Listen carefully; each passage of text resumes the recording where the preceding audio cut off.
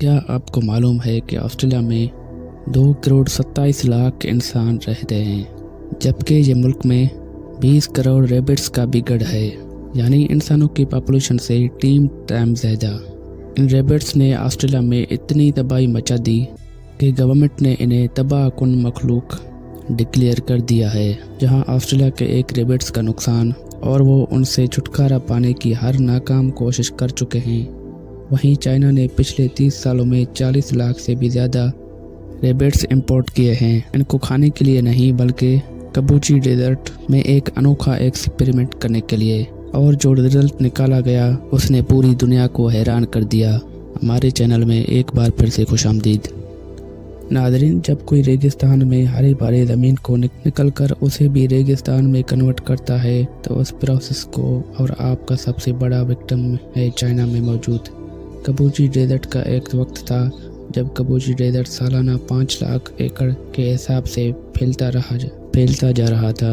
यानी हर साल ये डेजर्ट 5 लाख एकड़ के करीब दरकी ज़मीन को भी निकल रहा था। इस वक्त चाइना ने एडी चोटी की जोर लगाई और डेजर्टिफिकेशन की इस रेट को कम करने के लिए 1960 से करने की कोशिश की थी। 1950 के दौरान कई प्रोजेक्ट्स लॉन्च किए गए, सेंट कंट्रोल स्टेशनर बनाए गए, रेगिस्तान में दरख्त लगाए गए, लेकिन रेत का ये समुंदर काबू से बाहर था। पर एक दिन विंग वेम्बियाओ नामी का एक लोकल एंटरप्रोल ने सब कुछ बदल दिया। विंग ने अपने पैसे एक अजीबोगरीब आइडिया पर लगाए। उसने कई 100 एकड़ रेगिस्तान पर सूखी झाड़ियाँ स्क्वायर शेप्स में रखना शुरू कर दिए। उनके बीच वेलो ट्रीज लगाना शुरू किए। बेत का दरख्त भी कहते हैं। वेलो एक दरख्त है जो कि पानी के बगैर भी जिंदा रह सकता है, क्योंकि इसके जड़ी रेगिस्तान में 300 फुट नीचे तक जाकर पानी को तलाश करते हैं। ये लकड़ी, पेपर और फर्नीचर के काम आती है, पर सिर्फ तब अगर ये पेड़ रेगिस्तान में टिक पाए। कबूची डेजर्ट में तेज़ हवाएं रेत को उड़ाकर बिखेर देती हैं, जिससे अंदर फंसे हुए नमी भी एवोपरेट हो जाती है।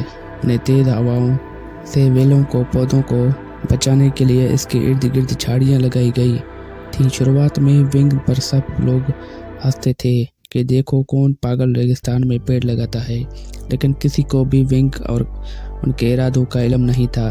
अगले 3 साल तक ठीक चल रहा था, लेकिन फिर एक नया मसला खड़ा हो गया।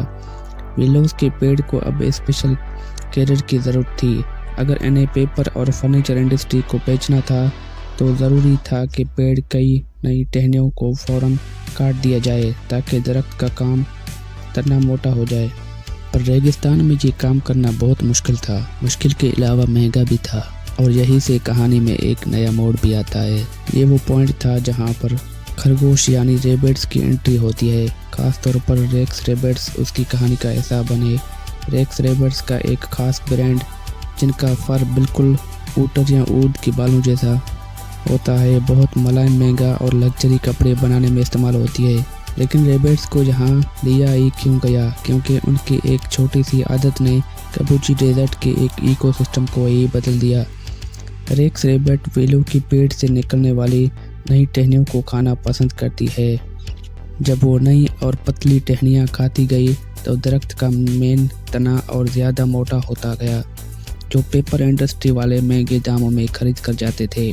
यानी रेबिट्स ने एक खाना भी खाया और पेपर इंडस्ट्री को रॉ मटेरियल भी दिया, और एक एनवायरनमेंट, दूसरी तरफ इकोनॉमी, दोनों जीत होने लगी। ये कहानी की सिर्फ शुरुआत थी। जैसा कि आपने पहले जाना, वेलो पेड़ की जड़ें 300 फुट तक ज़मीन के अंदर चली जाती हैं। ये जड़ें रेत के अंदर जाकर इनकी स्ट्रक्चर स्टेबिलिटी को बढ़ाने लगे, और उससे फ़ायदा ये हुआ कि तेज़ हवाओं के दौरान अब रेत उड़ती नहीं थी और उनके अंदर फंसे हुए नमी एवोपरेट नहीं होती थी। इससे बीच रेबिट्स ने अपना असल कमाल दिखाना शुरू कर दिया। रेक्स रेबिट्स का वेस्ट यानी उनका गोबर फर्टिलाइजर के तौर पर काम आने लगा। चाइना के ज़ीरो वेस्ट सिस्टम में भी ये एक कीमती प्रोडक्ट बन गया।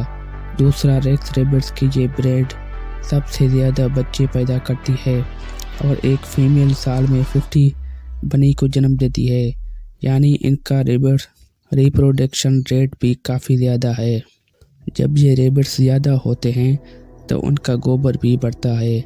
ज़मीन और ज़्यादा ज़रख़ीज़ होती गई। देखते ही देखते रेत खेतों में बदल गया, जहां अब ऑर्गेनिक सब्जियां भी उगाई जाने लगी। रेक्स रेबिट्स की एक और अहम खूबी ने सबको चमकदार दिखाई। एक और खूबी ये थी, ये घास तो हजम कर लेती है, लेकिन घास को बेचकर हजम नहीं कर पाती। इसकी वजह से बीज गोबर के साथ निकल आता है और कुछ अरसे बाद घास भी मल्टीप्लाई होने लगी। यानी रेबिट्स ने सिर्फ वैल्यू ट्रेस की मेंटेनेंस का काम नहीं किया, बल्कि घास भी उगाई और आखिर में उनकी फर को भी महंगे दामों में सेल किया जाने लगा। ये प्रोसेस एक सेल्फ सस्टेनिंग साइकिल बन गया। रेबिट्स ने लिटरली रेगिस्तान को हरा भरा करना शुरू कर दिया। इस एक्सपेरिमेंट को कामयाबी के बाद विंग ने सिर्फ यहीं पर नहीं रुका, उसने 100 बुलडोजर्स किराए पर लिए और रेगिस्तान के टीलों को लेवल करना शुरू कर दिया। उसने खड़े भरे ज़मीन सीधी और उस पर भी वेलू के पेड़ लगाना शुरू कर दिए। इस दौरान लोकल लोगों को इनकरेज किया कि वो रेक्स रेबिट्स पालें। उसने चाइनीज़ गवर्नमेंट की मदद से लाखों रेक्स रेबिट्स मंगवाए और लोकल लोगों में बांट दिए। हर घर अब एक छोटा फार्म बन गया। 10 साल तक ये प्रोजेक्ट चलता रहा और उस पूरा एरिया ही बदल गया। एक वक्त था जब यहाँ रेत के अलावा कुछ नहीं होता था, अब ये हरा भरा एरिया है। कबूची डेजर्ट का टोटल एरिया 18,000 स्क्वायर किलोमीटर है, जिसमें से UN रिपोर्ट के मुताबिक 33 या फिर 6,250 स्क्वायर किलोमीटर हरा भरा हो चुका है। ये 30 सालों से ज़्यादा की मेहनत का नतीजा है। इस बदलाव की वजह से कबूची डेजर्ट अब से ऑफ डेथ के बजाय इकोलॉजिकल मारून के नाम से जाना जाता है। यहाँ सिर्फ एनवायरनमेंट ही नहीं बदला, लोगों की ज़िंदगी भी बदल गई। चाइनीज़ गवर्नमेंट ने यहाँ 3 अरब युआन की इन्वेस्टमेंट की, जो लगभग $400 मिलियन बनते हैं, और उन पैसों से यहाँ नए गांव बनाए गए। लोगों को रेगिस्तान में नया रोज़गार भी मिला। एक एस्टिमेट के मुताबिक 10,000 लोगों की ज़िंदगी बदल चुकी है। 2017 में जब मीडिया रिपोर्टर्स यहाँ पर आए तो उन्होंने देखा कि यहाँ का माहौल पहले से 10 गुना ज़्यादा बेहतर हो चुका है। पेड़ पौधे, घास, जानवर और इंसान, सब कुछ एकदम चल रहा है। यहाँ पर एक सवाल सबके जहन में आ रहा होगा कि अगर रेबिट्स को वापस हरा भरा कर सकती है तो ऑस्ट्रेलिया में ये खतरनाक क्यों है। असल में ऑस्ट्रेलिया में 1859 से पहले तक कोई रेबिट्स ही नहीं थी। फिर एक ब्रिटिश ने यहाँ सिर्फ 24 रेबिट्स छोड़े ताकि उनकी आबादी बढ़ सके और ब्रिटिश लोग उनके शिकार कर सकें। उम्मीद है आपको ये वीडियो भी अच्छी लगी होगी। तो हाजिर होते हैं अगली शानदार वीडियो के साथ। खुदा हाफिज़।